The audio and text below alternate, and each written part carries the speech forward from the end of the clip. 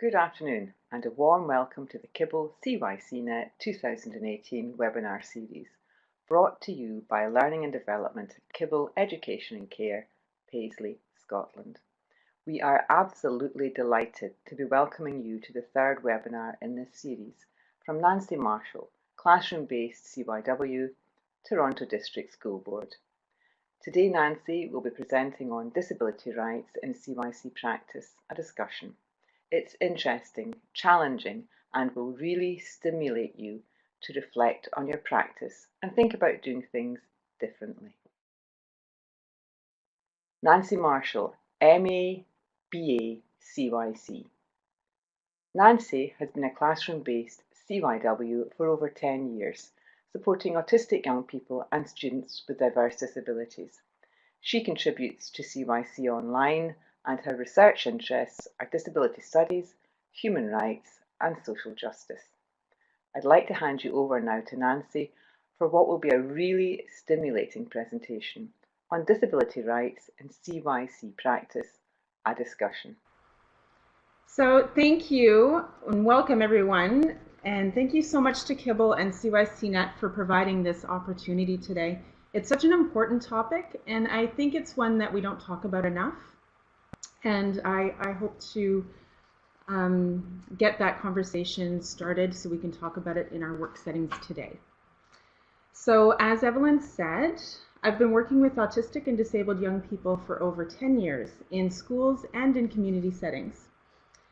My aim today is to open up the topic of disability rights so we can discuss them in our work settings, whether those settings be residential care, hospitals, schools, or family homes, or anywhere in the community.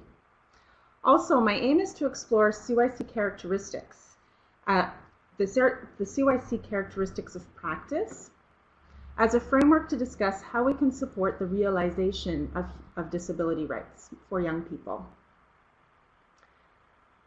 Today will be more of a discussion rather than a lecture. I can learn as much from you as I hope you can learn from me in this short presentation today. Today is an opportunity to start reflecting and to continue the conversation. So I'd like to start with a poll. What are your experiences with young people with disabilities? And the poll should come up on the screen.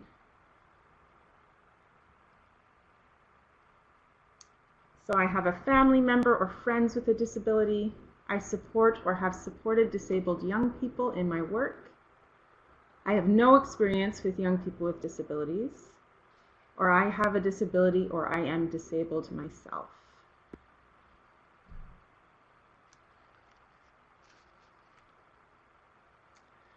I see a lot for number 2. I support or have supported disabled young people in my work setting. That's great. Okay, I have 60% there. 5 people so far have entered the poll. Okay, all the participants have voted. So lots of people here have supported young people in their work setting. That's great. We're going to close the poll now and move on to our agenda for today. Thank you for sharing. It's always nice to start knowing where people are from and what experiences they have. So here is our agenda. We have I see there's a mistake in the counting there. 7 things to get through up until our conclusion today. We're going to be talking about the social model of disability, the UN CRPD, our characteristics of practice, having some reflective discussion on that, supporting disability rights. Then we're going to talk very shortly about the process of change for disabled young people and conclude with that. Good morning, Martin, or good afternoon, if that's where you are. Okay. So just a little note on accessibility. We've made every attempt today to make this webinar accessible to people with disabilities. I'll be sticking very closely to the script, so those that are following along at home don't miss anything. And any extra comments I make, I will type into the chat box, so you'll be able to see them there. And for those who missed it, you can adjust your chat box text bigger or smaller to adjust your needs. In addition, I'll be reading out some image descriptions on slides that have images to accommodate for those who have vision disabilities.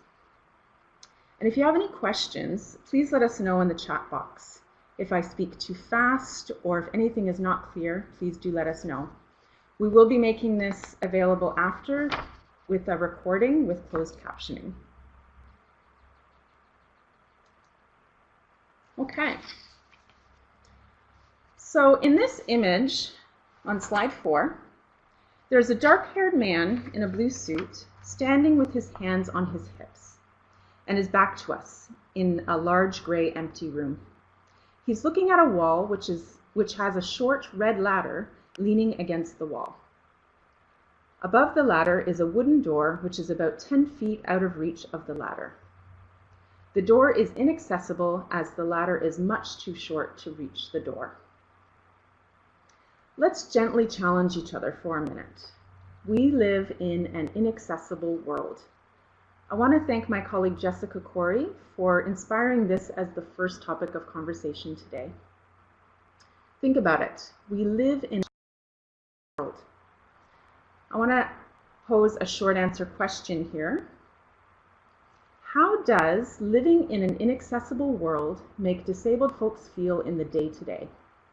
Can you provide 1 or 2 words that might describe their feelings?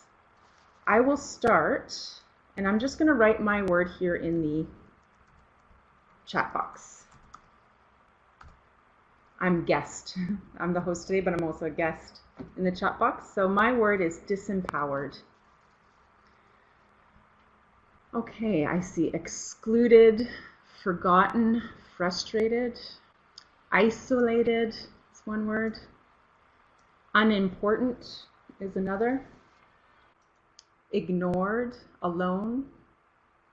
Okay, I think that's all of our answers.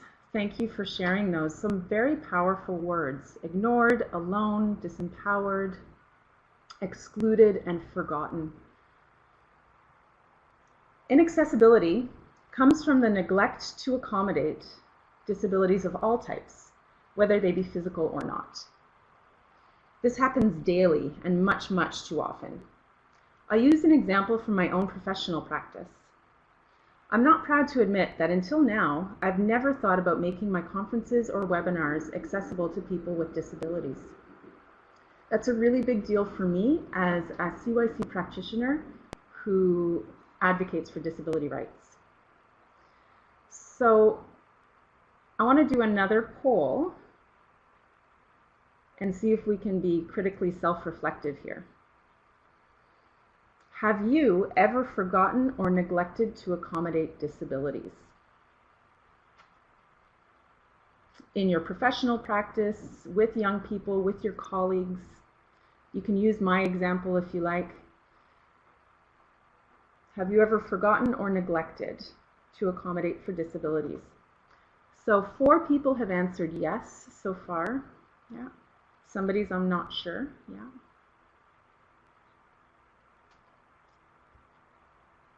Okay. Yeah, most people are yes. Yeah, I think it's very important that we are critically self-reflective so that we can recognize these mistakes and learn from them. Last year, I wrote an article on this topic for the Relational Child and Youth Care Journal, and I'd like to share that paper with all of you. So Evelyn is going to make it available after the presentation today, and she will share a link, and there it is in the chat box. That's the sample link for now. So in this article, I share several of the mistakes I made in my practice with autistic and disabled young people, and how I learned from those mistakes and how I keep learning from those mistakes. The point is, we're never perfect, but that should never be an excuse not to try to accommodate. We need to do our best to learn from those mistakes and not make them again.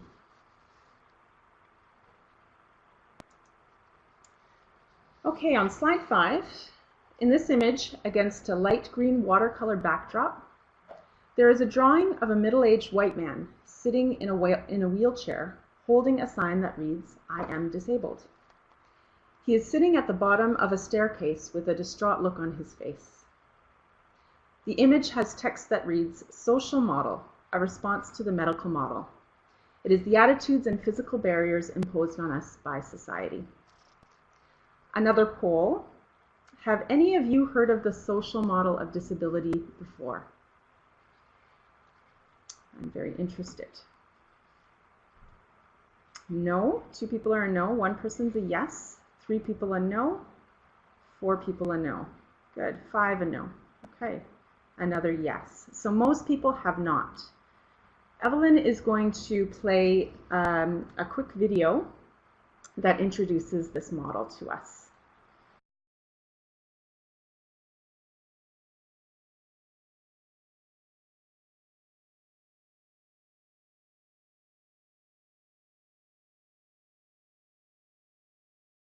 According to the medical model of disability, the word disabled means less able.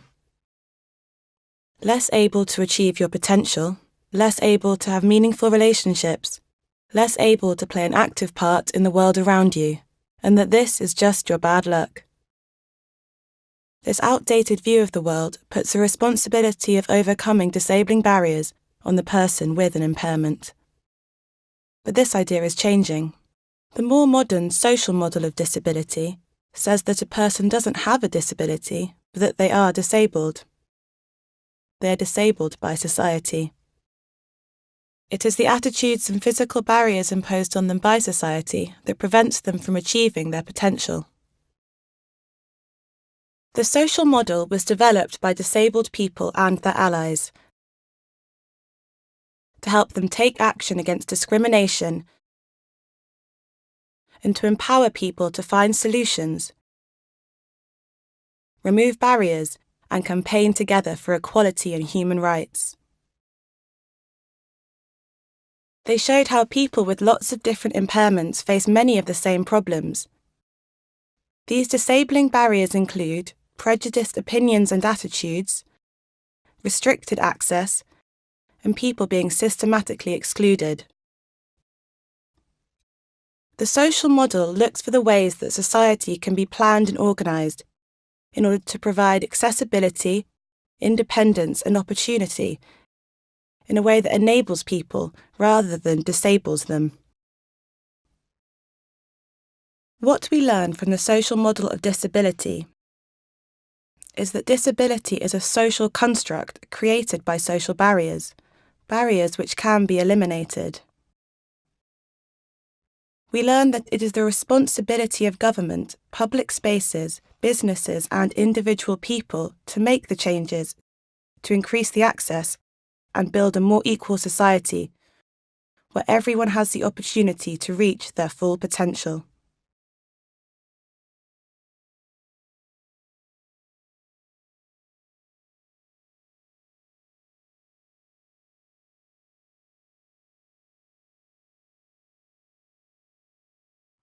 This video was provided courtesy of the National Disability Arts Collection, the ndaca.org. Evelyn is going to put that link in the chat box. They are a wonderful organization, so please explore their website and promote their message. That's just been newly updated, actually. In my opinion, the social model is one of the greatest milestones for disability activism in history. It set a precedent that people are disabled by society. This realization has led to developing essential disability rights legislation around the world. When I learned of this model in my undergraduate degree, a cognitive shift happened for me. I understood that the word disabled was not deficit-based. I encourage everyone to reflect on that. Disabled is not deficit-based. It's nothing to be ashamed of. It's a very debilitating at times, but it's not the individual's fault that they are not accommodated. In this way, society disables people. So there are some important critiques to the social model as well. We won't talk about them today, but if you're interested, we can discuss those later by email. I'm happy to chat further. Slide 6. I'd like to draw your attention to advocacy and language for a moment. In this image, there are 3 comic panels. one on top of another. In the top panel, there's a colorful cartoon drawing of a young white girl with bright pink hair and a light blue shirt.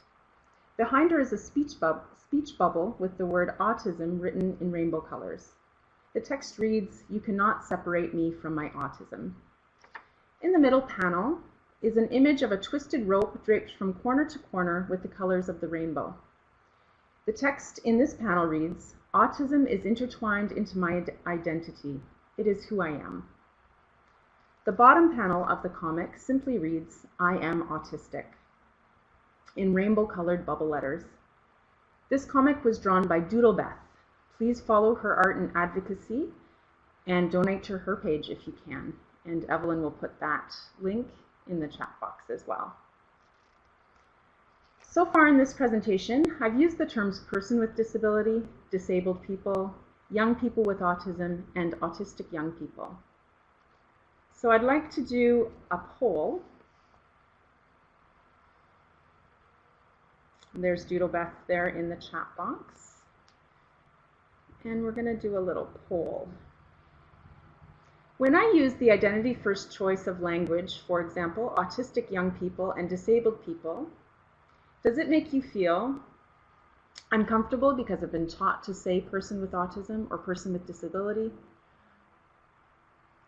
Indifferent or grateful because I prefer identity first language? Indifferent. And if there's no choice, if your choice is not there in the poll, please feel free to write your answer in the chat box. Okay, I've got 2 indifferent. A lot of indifference. Great. Okay, good to know. As care professionals, we're often taught to use person first language. Person with autism or person with a disability. However, identity first language is a choice advocated by many disabled folks. This choice has gained much popularity due to the social model of disability and other advocacy movements. Basically, the identity language advocates believe that to say with disability or with autism means that there must be something inherently wrong with autism or disability.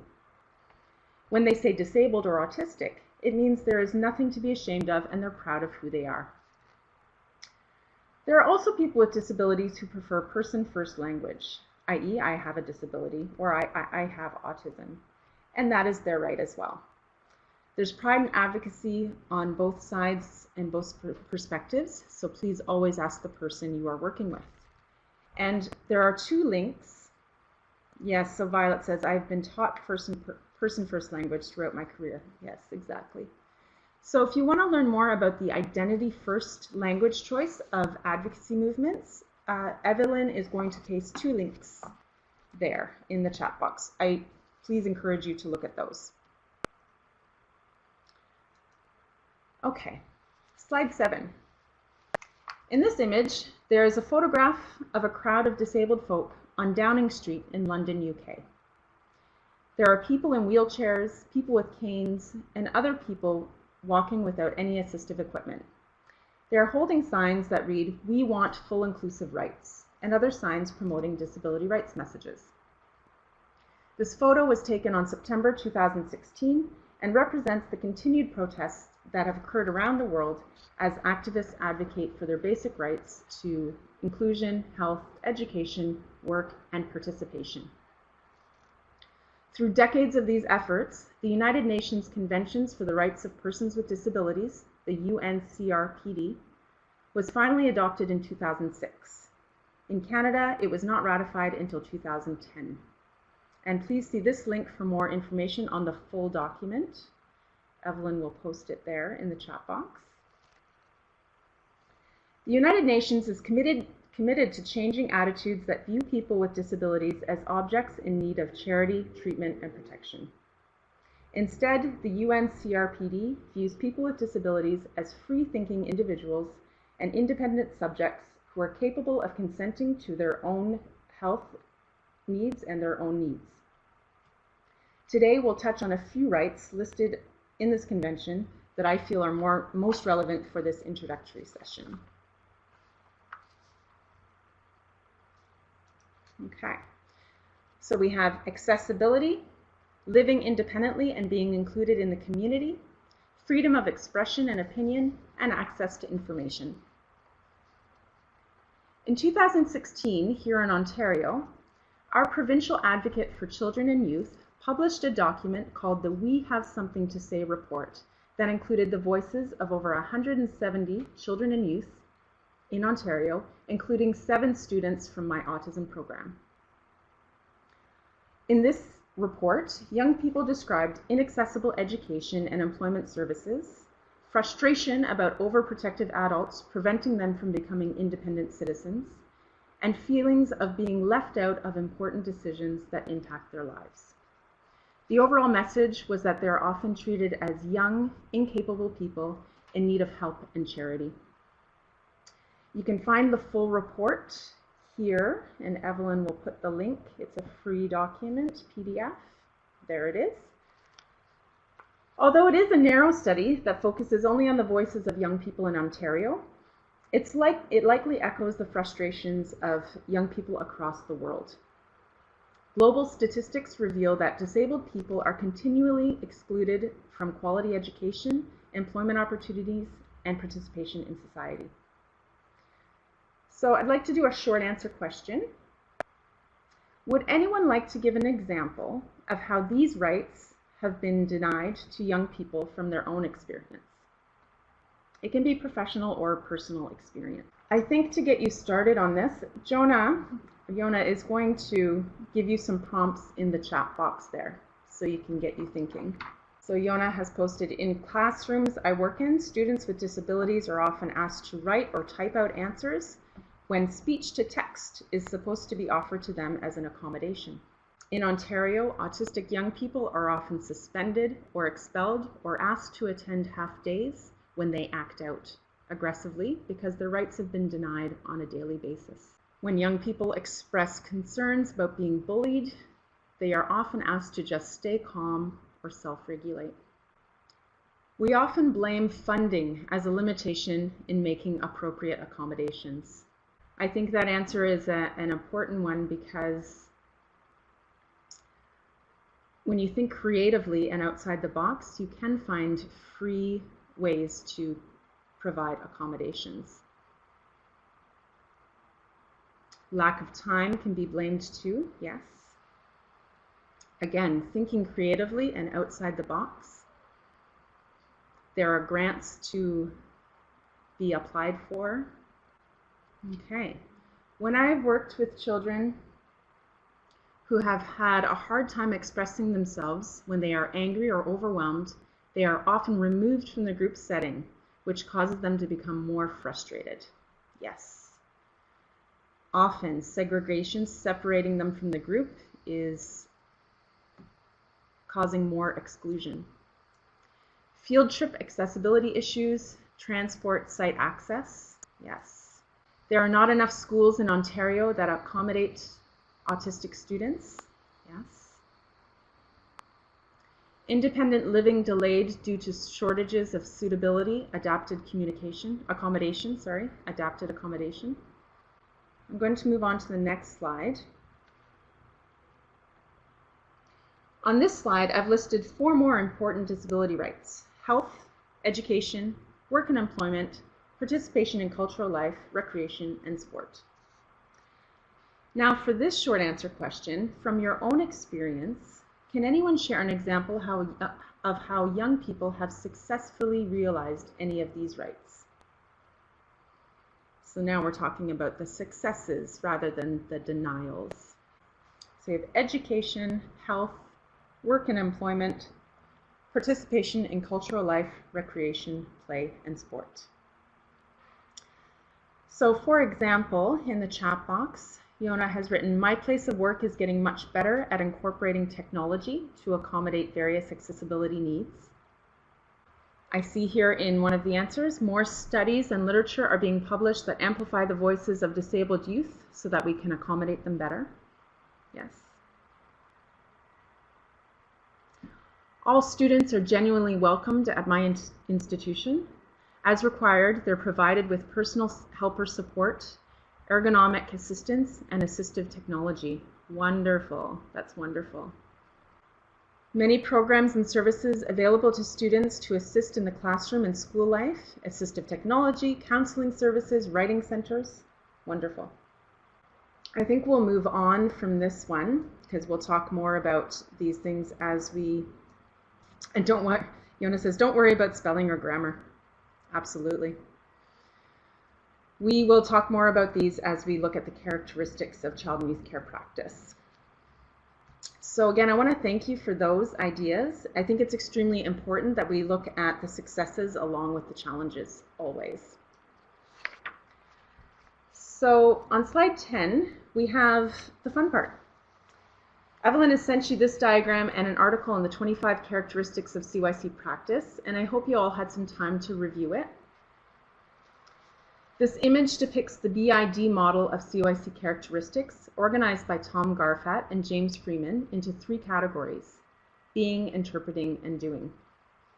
This articulation of the characteristics was initiated by Tom Garfat's work in the field and is informed by the ideas of young people and practitioners across the globe. I believe that if we look at the characteristics of CYC practice as a model for how we do what we do, then it's helpful to also look at them through different lenses. Today, we'll explore them through a disability lens. I'll give you a brief synopsis of the 3 domains. Thanks to James for organizing them in this way. So we're going to look at being. There's lots of characteristics in there. We will not go through all of them. I'm just going to give a synopsis of being. This domain is pretty simple, yet quite complex. As with all the domains, there are many characteristics that intertwine and interconnect to make responsible and ethical practice. When being with young people, we hang out, hang in, work with them, and counsel them on the go. We use intentionality to show them that they matter, no matter what is going on for them in any particular moment. In interpreting, down at the bottom, we always have to remember that everyone interprets things in their own unique way. So when we look at the young person's needs, making meaning out of experiences, work with their families, respond to them, etc., we must always be sure we are truly recognizing the young person's needs accurately, while reflecting on our own interpretations of those needs as well. Using characteristics within this domain allows us to really work towards disabled young people's right to autonomy and independence. And then in doing, I find this domain really brings together all the characteristics of our practice into purposeful interventions that work for young people. My favorite characteristic here is do with, not for or to. This is actually the motto of the disability community, which is nothing about us without us. I always look to the characteristics to inform my practice, always. I believe that when we do so, I can truly be trauma-informed and anti-oppressive in my support of young people, especially when I look at utilizing the characteristics through a human rights lens. On slide 11, I've put 3 of the UN CRPD rights on the left-hand side, and on the right is a diagram with the characteristics of being. So I will start with an example from the We Have Something to Say report I referred to earlier, which my students contributed to. The young people in this report felt that teachers had low expectations of them and that their schoolwork was often dumbed down compared to their non-disabled peers. The students I worked with last year, for example, were upset because their science teacher only gave them cut and paste activities. They didn't do experiments, and they didn't use technology. My way of being while working in the now involved challenging their teacher and assisting students to advocate for their desires. I assisted the teacher with creative ideas when I could. So now it's your turn. I'm going to put a question up here. Evelyn, in the chat box there, you'll notice, has put some highlights from my discussion, so you can read those in pink. What ways can you support a young person to realize any one of these basic rights using any of the characteristics in the domain of being? And again, we'll put some prompts to get you thinking in the chat box. You want to put there in the chat box, for example, seek out accessible parks, venues, and restaurants to hang out in. I hope you can still see the slide when the questions are up there. There we go. Good, good. Listen to their reasons for engaging in challenging behaviors. Yes, just listening. I see an answer here I'm going to read. Taking the public bus with disabled students and teaching them about specific seating to make their trip more accessible. Good. Yes, counseling on the go.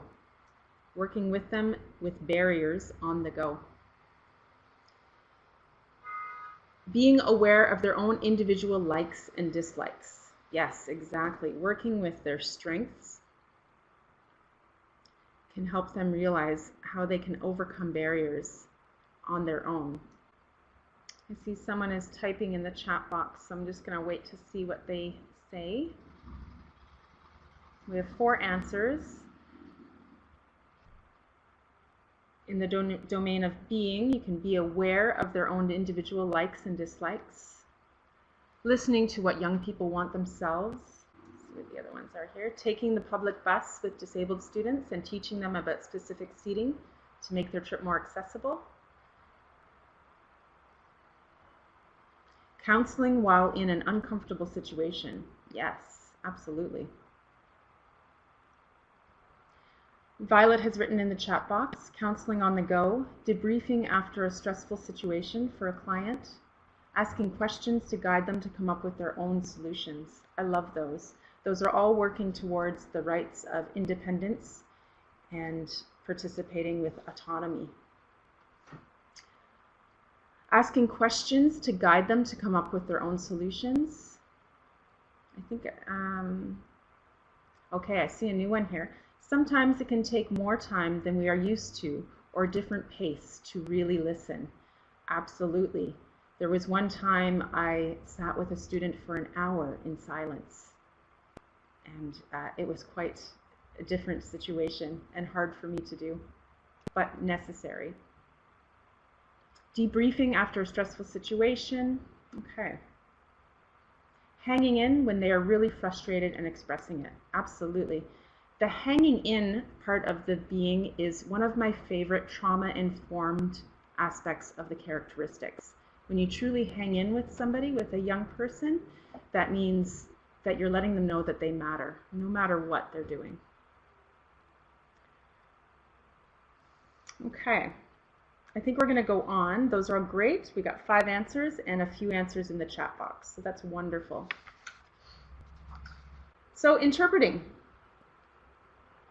In slide 12. We'll do this one a little differently. I'm going to hone in here on the right to be included and a needs-based focus. All human needs are human rights. The need for safety, acceptance, inclusion, independence, etc. The right to be included is a basic need for all people with disabilities, and it is one that gets denied daily, often multiple times per day. I'll give you a recent example from my own experience. I recently had a student with a vision disability and autism join a friendship club that I supervised at the school I work at. The students planned a game of Kahoot, which is an internet-based quiz game, on a computer which projects a screen at the front of the room. Students needed cell phones to play, and I asked students to pair up with those who did not have cell phones. It was a large group, and I neglected to check if the blind student had a partner, which she did not. And I did not ask the student leader of the game to read out questions or answers so that she could participate. My colleague at the back of the room noticed and informed me we were excluding the student. We fixed the situation right away, but I felt bad all day. So we're going to look at the rights here on the left of living independently, being included in the community, and accessibility. I'm just going to go to the next slide. And on the left, I've written a synopsis of that example. The students planned a game of Kahoot, an internet quiz game, on the computer, which projected on the large screen at the front of the room. Everyone excluded a blind autistic student unintentionally. So we're going to do a short answer for this one. Thinking of this example and this young person's need for inclusion, what are other ways we can support her besides being sure she is accommodated? Remember, she experiences this kind of exclusion multiple times per day. And just think of her need and rights to be included in the community. So besides just making sure she's accommodated, because I think we're very good at that, what other things can we do to support her? She is excluded multiple times every day. So Yona has written here in the chat box, support her through listening and reflecting on how daily exclusion impacts her daily life. Get to know her family and her support system and how you can support them in strengthening advocacy for inclusion. Give her a safe space to vent frustrations. Get to know her strengths and interests to provide opportunities for leadership. Give her a safe space to vent frustrations. Yes, we read that one. Let me see if there's any more here. Okay, I see one answer. Find out ways she has been successfully accommodated in the past and start to incorporate that into your practice. Yes, absolutely. Use your team, your staff team, to discuss how she's accommodated and how she's included and excluded daily. Focus on aspects which are most important to her, so we know where to focus with her. Yes, absolutely. Process with her feelings as well when she's excluded. You can think about the environment too. What would you do with the environment, with the other students, with the teachers, with the people around you? I'm just going to give this another minute, and then if you didn't have a chance to type your answer, you can email me afterwards and we can continue to discuss. I would love that. Become a part of her support system was another one. I think there was one more. No, that was it. Okay. Thank you for those, and I hope you can continue to keep reflecting. Inclusion is one of the biggest denials of human rights for people with disabilities. The constant exclusion leads to trauma, feelings of isolation, loneliness, and depression. The young people in the We Have Something to Say report said that depression and suicidal thoughts are common. The number of studies and statistics on depression and suicide for disabled people are numerous and exceed the scope of today's webinar, but you can look to the World Health Organization to begin this search if you're interested in those statistics. And Evelyn is going to put the link to the fact sheet on depression for disabled people in the chat box. Okay, there it is. We're going to end with the domain of doing. On the left is the freedom of expression and opinion and access to information, health, work and employment, all the UN CRPD rights. When I work with disabled young people, I focus on how I can support them in fostering self-determination. Unfortunately, as was also expressed by the youth in the We Have Something to Say report, young people with disabilities are often told what is best for them and what goals they should set. They're told this by adults. When I look to the right of freedom of expression, opinion, and access to information, I think about how I can respond intentionally to make sure I never ask them to set goals that are likely meaningless for them or even harmful for them. Unfortunately, this is done all too often with disabled young people. For example, young people with ADHD are asked to sit still, and young people with developmental disabilities are asked to self-regulate. These expectations are often unfair for young people with biological impairments. Please look to this month's edition of CYC Online for letters from some of my own students as they exercise their right to expression and opinion. And that link is going to go in the chat box to that article. One of the most compelling statements for me in these letters was when a student said, I try to make goals, but they don't succeed, and I still end up bored and alone. So my most useful intervention for this student is connection and engagement, and meeting him where he's at. I often face frustration from his teachers who say he lacks motivation or that he's lazy, etc. Teachers just want me to make him realize how he's wasting his potential. I've done a ton of counseling with this student over the years, and very rarely does it include a talk about the importance of his grades. Instead, we discuss the oppression he faces on a daily basis. So now, last question here, it's your turn. What ways can you support a young person to realize freedom of expression, opinion, access to information, health, or work and employment using the characteristics in the domain of doing? So what ways can you support a young person to realize these basic rights? You can tour post-secondary and workplace programs together. Absolutely. Another answer in the answer box, ask young people what goals they really want for themselves. Absolutely. I try never to set goals for students anymore, and that happens way too often at the place where I work. Teachers and other child and youth workers are telling the students what's best for them. Okay, I see another answer coming in here. Doing with, help them to develop job applications when it would be useful. Absolutely.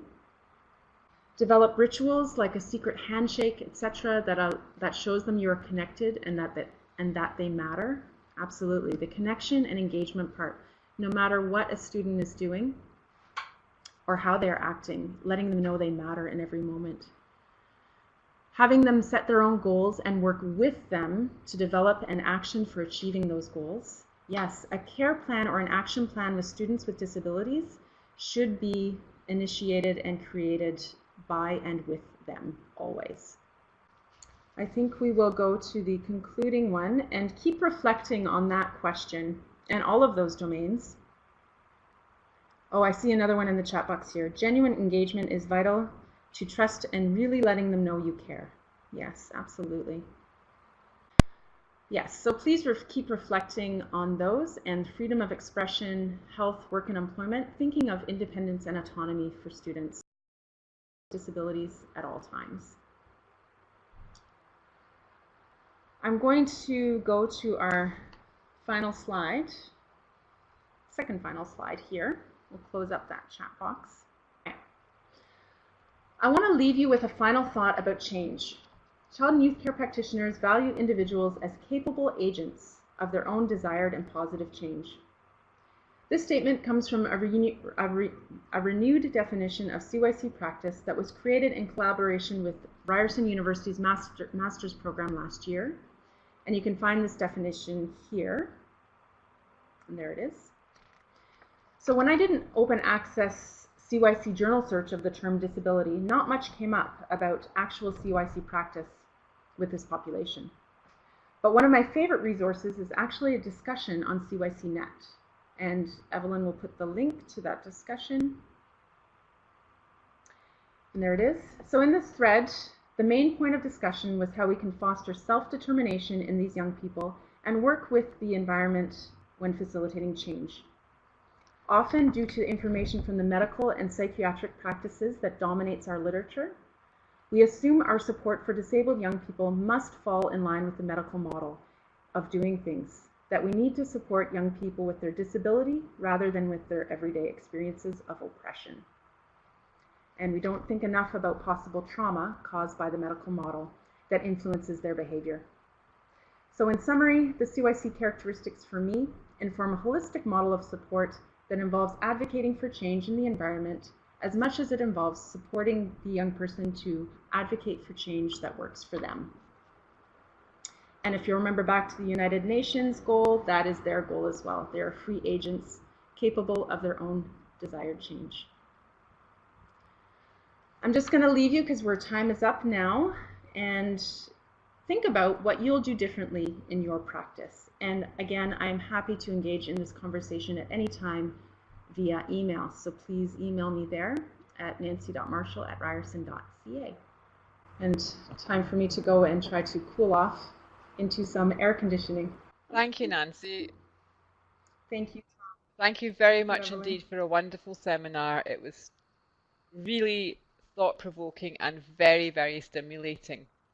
I thoroughly enjoyed that, and I think we got some fantastic responses in the polls and also in the chat box as well. Thank you, and we'll wind up for today now. Goodbye.